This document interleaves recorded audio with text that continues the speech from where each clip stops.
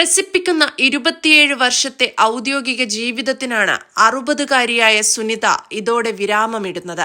ബഹിരാകാശത്ത് നിന്ന് നോക്കുമ്പോൾ ഭൂമി ഒന്നാണ്. എല്ലാ മനുഷ്യരും ഒരുപോലെ. അതിർവരമ്പുകൾ തീരുമാനിക്കുന്നത് മനുഷ്യർ തന്നെയാണ്. കേരള ലിറ്ററേച്ചർ ഫെസ്റ്റിവലിന്റെ വേദിയിൽ വെച്ച് ലോകം മുഴുവൻ ആദരിക്കുന്ന, നാസ അഭിമാനത്തോടെ കാണുന്ന സുനിത വില്യംസ് ഈ വാക്കുകൾ പറയുമ്പോൾ കേരളത്തിനും അത് അഭിമാനമാണ്. സുനിത വില്യംസ് തന്റെ 27 വർഷത്തെ ഔദ്യോഗിക ജീവിതം ഇവിടെ അവസാനിപ്പിക്കുന്നു.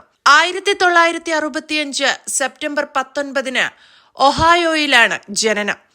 ഗുജറാത്തിൽ നിന്ന് US കുടിയേറിയ ന്യൂറോ അനാട്ടമിസ്റ്റ് ഡോക്ടർ ദീപക് പാണ്ഡെയുടെയും സ്ലൊവേനിയൻ വംശജ ബോണിയുടെയും മകൾ.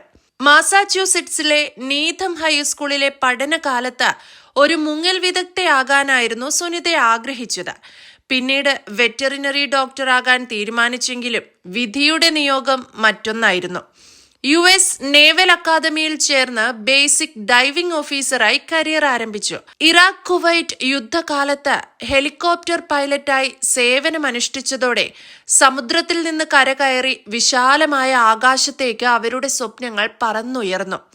30 വ്യത്യസ്ത തരം വിമാനങ്ങളിൽ 3000-ലധികം മണിക്കൂറുകൾ പറന്ന പരിചയ സമ്പത്തുമായാണ് 1998 ആ പെൺകുട്ടി നാസയിലെത്തുന്നത്. 2006 ഡിസംബർ 9 ഡിസ്കവറി പേടകത്തിൽ ആദ്യ യാത്ര. 2007 ജൂൺ 22 മടങ്ങിയെത്തി. പിന്നീട് അങ്ങോട്ട് ബഹിരാകാശവും ഒരുപോലെ തന്റെ വീടാക്കി മാറ്റിയവൾ. ആകാശത്തിന് അതിരുകളില്ലെന്ന് ഓരോ പെൺകുട്ടിയെയും ഓരോ മനുഷ്യനെയും സ്വന്തം ജീവിതം കൊണ്ട് തെളിയിച്ചു കാണിച്ചു കൊടുത്ത വ്യക്തി. ലോകം മുഴുവൻ അമ്പരപ്പോടെ ഇരിക്കുമ്പോഴും ബഹിരാകാശത്തു നിന്ന് പ്രഭാത ഭക്ഷണങ്ങളുടെ വിശേഷങ്ങൾ പങ്കുവച്ച വ്യക്തി. തിരിച്ചു വരാൻ ഇനി സാധ്യതയുണ്ടോ എന്ന് അന്വേഷിച്ചു നടന്നവരോട് "See you in the earth" എന്ന സന്ദേശം അയച്ച വ്യക്തി.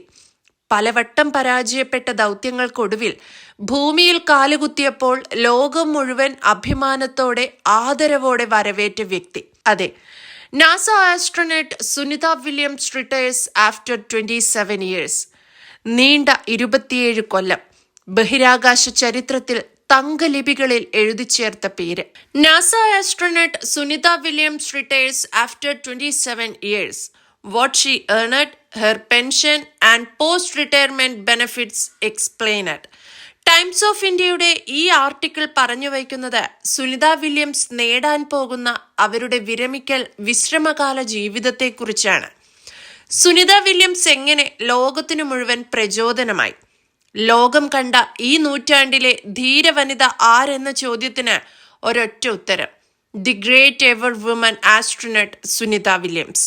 3 തവണയായി രാജ്യാന്തര ബഹിരാകാശ നിലയത്തിലേക്ക് യാത്ര നടത്തിയ സുനിത ബഹിരാകാശത്ത് ഏറ്റവുമധികം സമയം ചിലവഴിച്ച 2ാമത്തെ നാസ സഞ്ചാരി എന്ന റെക്കോർഡുമായാണ് പടിയിറങ്ങുന്നത്.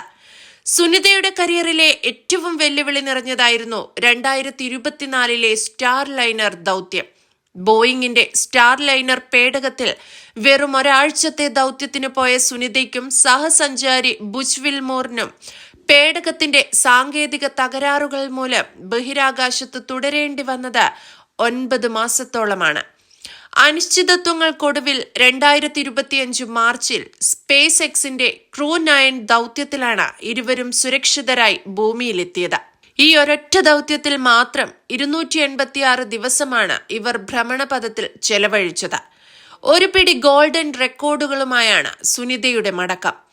9 തവണയായി 62 മണിക്കൂറും 6 മിനിറ്റും ബഹിരാകാശ നടത്തം പൂർത്തിയാക്കി. ഏറ്റവും കൂടുതൽ സമയം സ്പേസ് വോക്ക് നടത്തിയ വനിത എന്ന റെക്കോർഡ് സുനിതയുടെ പേരിലാണ്. ബഹിരാകാശത്ത് വെച്ച് മാരത്തൺ ഓടിയ ആദ്യ വ്യക്തി എന്ന ചരിത്ര നേട്ടവും സുനിതയ്ക്ക് സ്വന്തം. 3 ദൗത്യങ്ങളിലായി 600-ലധികം ദിവസങ്ങൾ ബഹിരാകാശത്ത് ചിലവഴിച്ചു.